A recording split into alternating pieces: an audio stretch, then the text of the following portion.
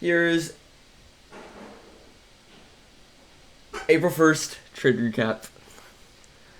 And I'm quitting YouTube. I'm quitting YouTube. April Fools. Haha, it's April Fools. Got you. Here's why I didn't take a trade today.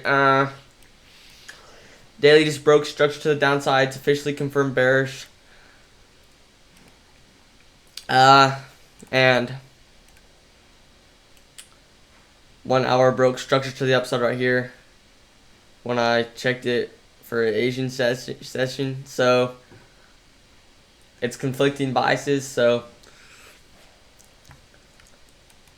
I'm not going to take a trade today unless it breaks structure to the downside, and I set up like this mock trade that I might take since we swept London liquidity, broke structure, but now we're just freaking consolidating. It's trash. So happy April Fool's Day. Whoa, that's my music. Oopsies. And yeah.